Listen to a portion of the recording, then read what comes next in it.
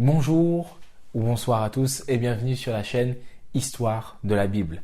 J'espère que vous allez très bien et j'espère que vous n'avez pas pensé que la série sur la loi et la foi était terminée, qu'on s'était arrêté à cela. Non, pas du tout.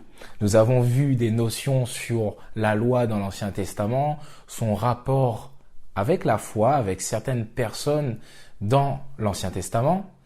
Et nous avons vu dans la dernière vidéo si Dieu dans l'Ancien Testament était différent dans le Nouveau Testament. Nous avons vu que non, ce n'était pas cela. Maintenant, après avoir vu que Dieu ne change pas, que Dieu est toujours le même, nous allons voir dans cette vidéo si le processus du salut, si la question de comment avoir le salut et comment on est sauvé a changé. Si dans l'Ancien Testament c'était d'une certaine manière et dans le Nouveau Testament c'était d'une autre manière. Pourquoi je pose cette question? Parce que beaucoup de personnes pensent encore actuellement que dans l'Ancien Testament c'était le salut par la loi et par les œuvres et dans le Nouveau Testament c'est le salut par la foi en Jésus. Nous allons voir que la chose n'est pas comme cela. Premièrement, quand on parle de la notion de salut, il faut comprendre aussi pourquoi on parle du salut. C'est primordial, c'est peut-être logique pour certains, mais il faut vraiment comprendre pourquoi la notion du salut est importante. Si nous allons en Genèse 1 et Genèse 2, on voit la création qui est faite par Dieu. Vraiment cette création merveilleuse. On nous dit que à chaque fois que Dieu finit de créer quelque chose, a terminé de créer quelque chose lors d'un jour, on nous dit que tout était bon. Et à la fin de la création, on nous finit par nous dire c'était très bon. C'est Dieu lui-même qui dit que c'était très bon. Donc, on est dans cette création qui est très bonne, qui est approuvée par le Seigneur. Et au chapitre 3, on retrouve quoi? On retrouve ce récit de la tentation où cette fois-ci, il y a un élément perturbateur qui vient rompre la pureté de la création, qui vient rompre quelque chose d'essentiel qui était très bon, qui était fait par Dieu. Ce péché, à cause bien sûr de ce libre arbitre que le Seigneur a donné.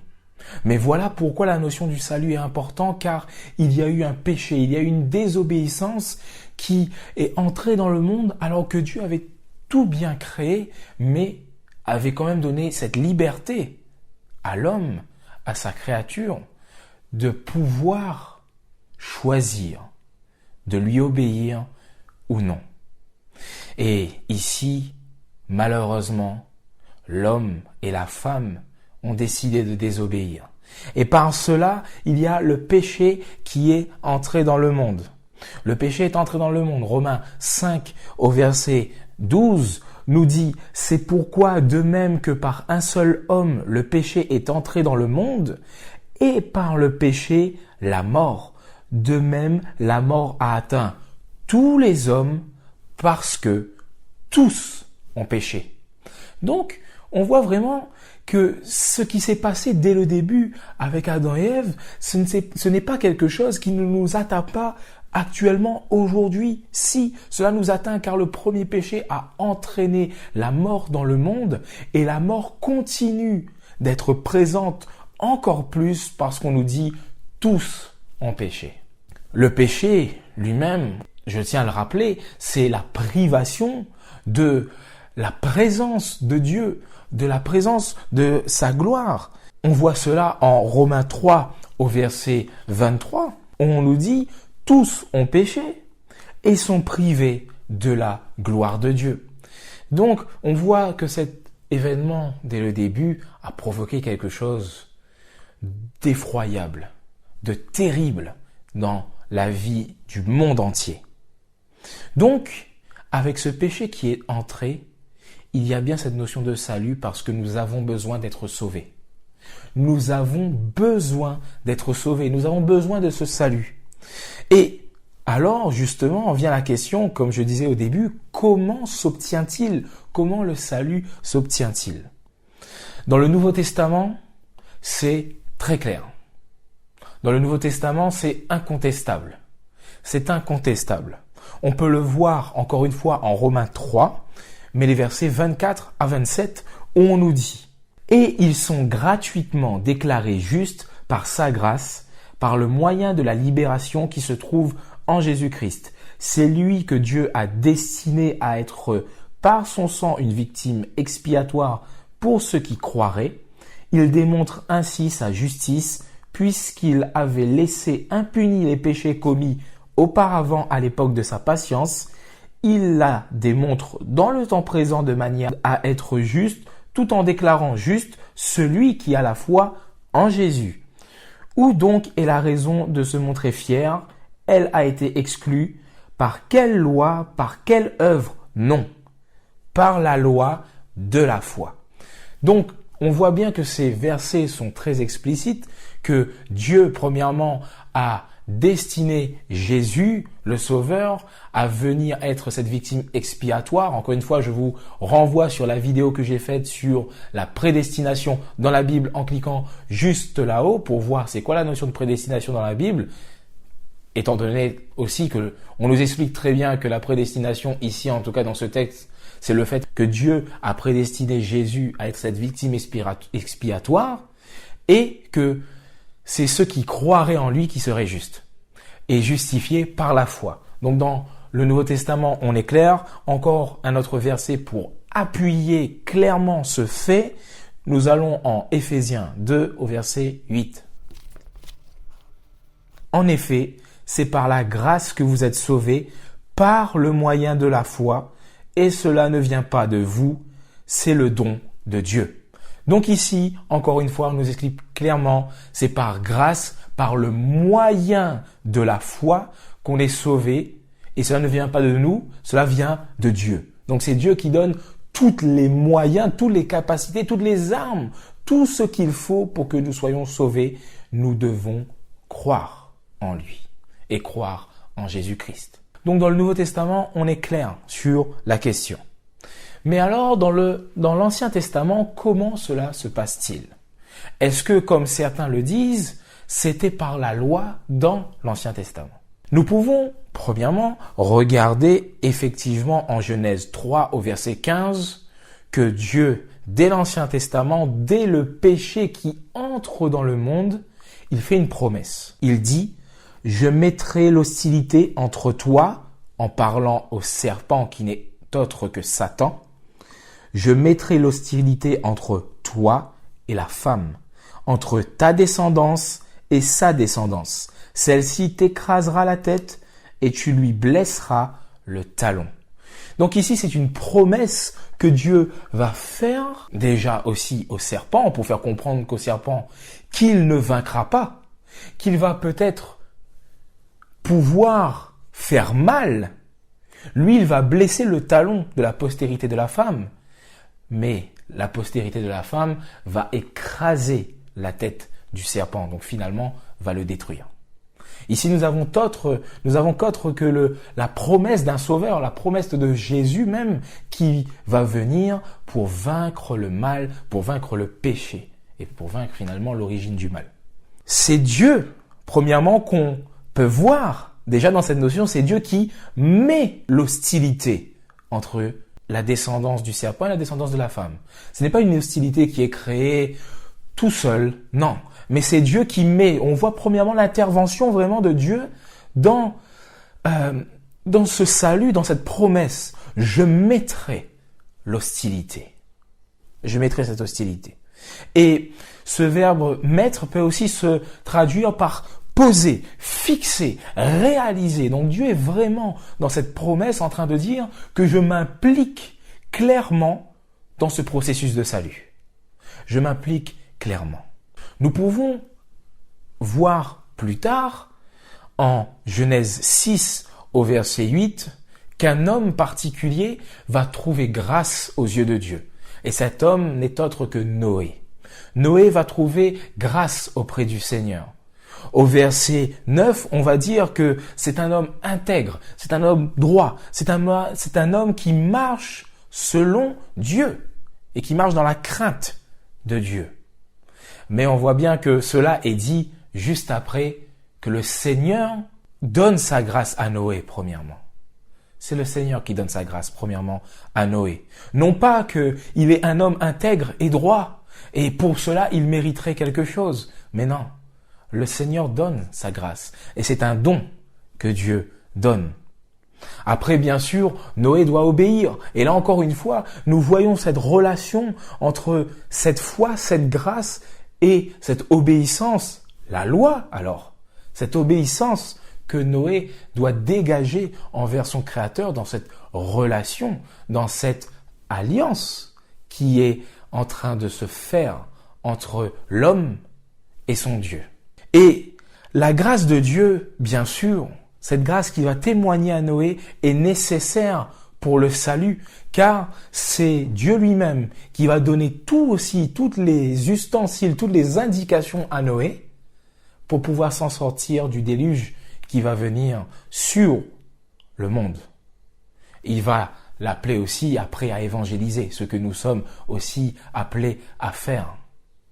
Et Noé, bien sûr, en entendant toutes les indications que Dieu lui donne pour pouvoir être sauvé, il doit aussi s'investir, car s'il ne faisait pas cette arche, s'il ne croyait pas que Dieu pouvait faire tomber cette eau et ce déluge alors qu'il n'avait jamais plu, ce n'était qu'une rosée, alors Noé aurait été perdu.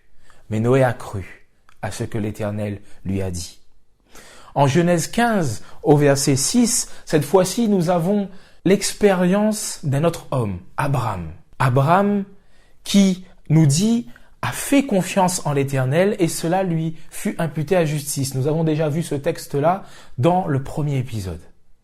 Nous voyons que ce texte et cela, le fait que l'Éternel lui impute sa confiance, sa foi à justice, arrive même avant la circoncision, arrive même avant ce signe particulier et important que Dieu va donner à un moment au patriarche. Donc c'est vraiment quelque chose de merveilleux que le Seigneur est en train d'enseigner dès l'Ancien Testament. C'est que ce n'est pas par vos œuvres que vous serez sauvés, mais c'est moi qui vous sauve. C'est moi qui vous donne cette justice, non par vos œuvres, mais par cette implication que Dieu fait de lui-même. Encore une fois, Dieu dit, je mettrai inimitié. Dieu s'implique. Hébreux 11, au verset 8 à 10, nous dit ceci.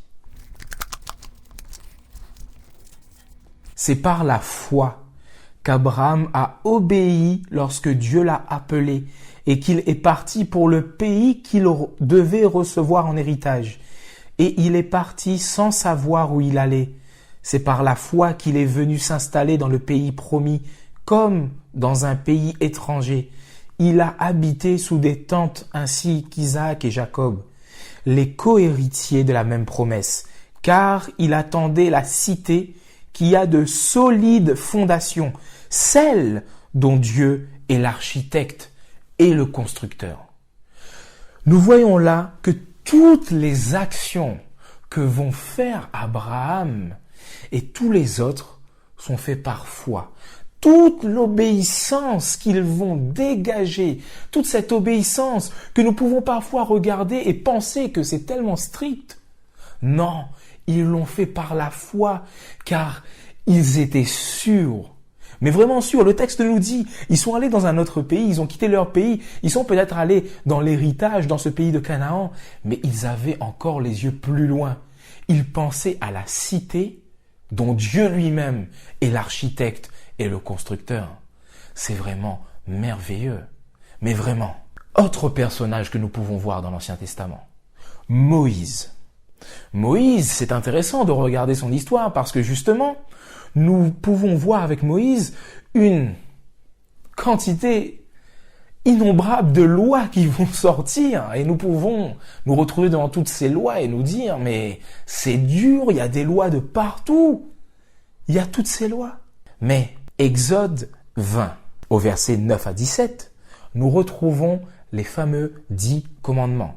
Je vous renvoie à une des vidéos que j'ai fait sur les 10 commandements. Mais avant que Dieu donne sa loi au peuple, avant qu'il fasse cela, des versets 3 à 17, il rappelle quelque chose d'important. Au verset 1 à 2, nous allons voir ça. Dieu va dire, « Alors Dieu prononça toutes ces paroles. Je suis l'Éternel, ton Dieu, qui t'ai fait sortir d'Égypte de la maison de l'esclavage. » Et après, il va donner ses lois. Le Seigneur est en train de dire que je t'ai sauvé. Maintenant, je te donne mes lois. Je t'ai sauvé de l'esclavage de l'Égypte. Maintenant, je te donne mes lois. Le peuple n'a pas eu besoin et il n'a pas dû suivre les lois de Dieu pour être sauvé de l'esclavage d'Égypte. Mais non, Dieu a vu la misère de son peuple. Il a encore une fois dans cette relation d'implication, s'est donné complètement pour pouvoir sortir son peuple de l'esclavage. Et après l'avoir libéré, après l'avoir sauvé, il lui donne ses lois. Voilà comment le Seigneur a fait. Et en regardant justement ce parcours du peuple d'Israël étant sorti de l'esclavage d'Égypte, cela peut et nous fait penser complètement à l'esclavage du péché dont Jésus nous délivre. Cet esclavage du péché. On peut voir cela en Romains 6 au verset 20.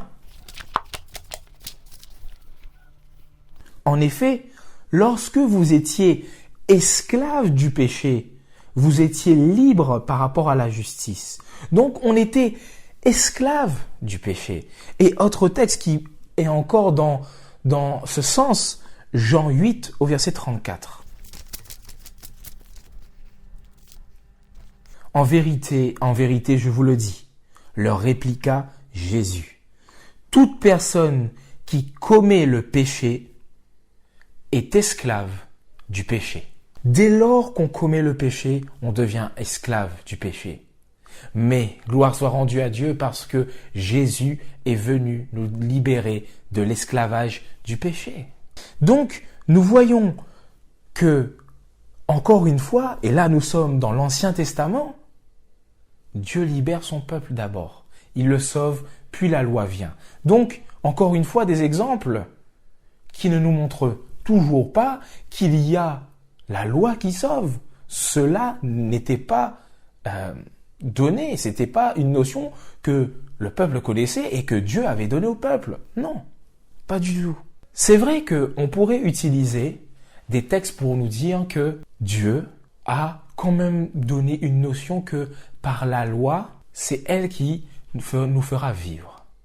Si on va par exemple en Deutéronome 4 au verset 1.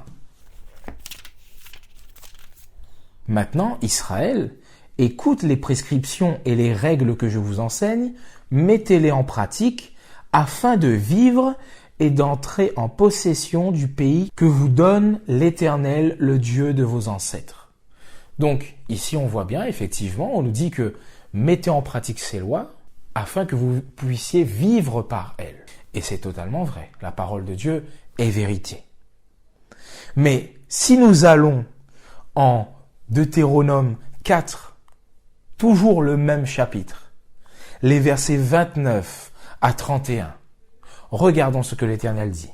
De là, tu chercheras l'Éternel ton Dieu, et tu le trouveras si tu le cherches de tout ton cœur et de toute ton âme.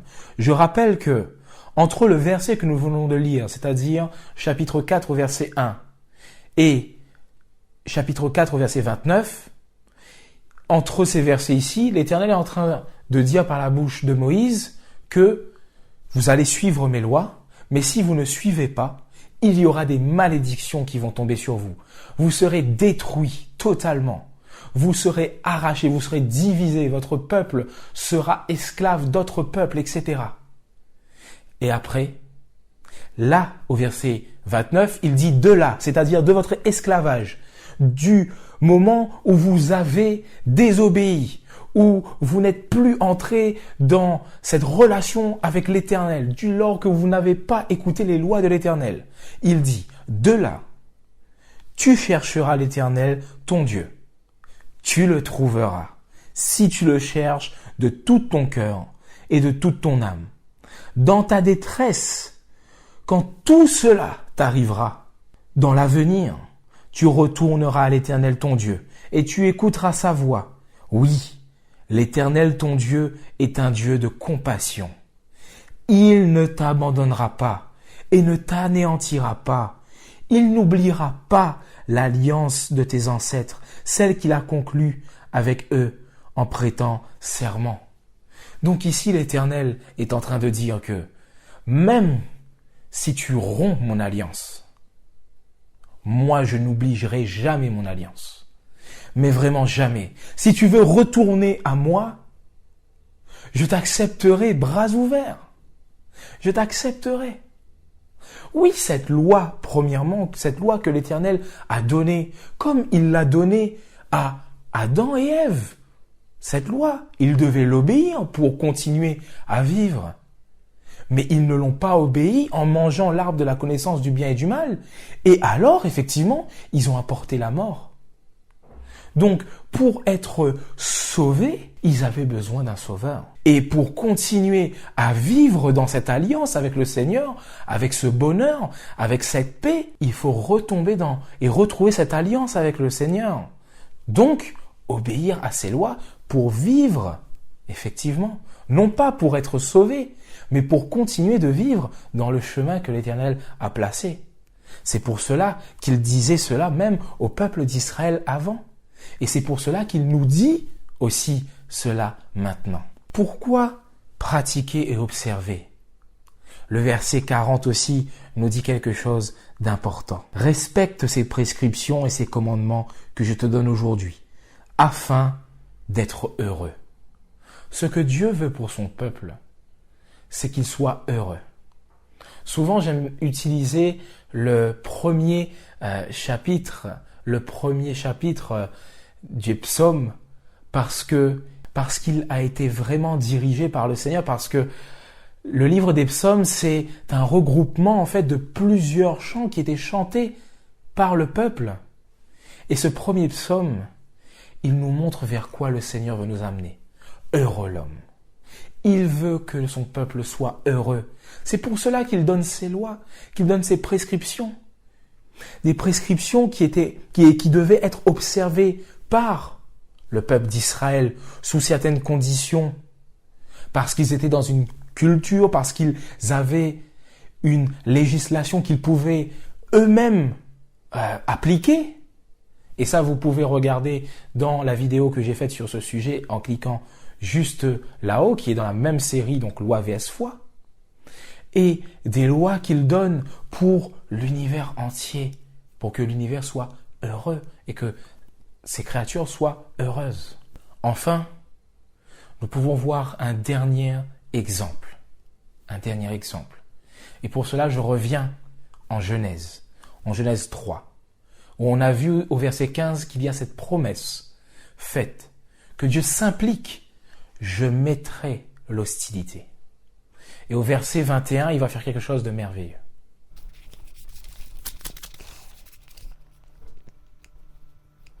On nous dit que l'Éternel Dieu fit des habits en peau pour Adam et pour sa femme, et il les leur mit.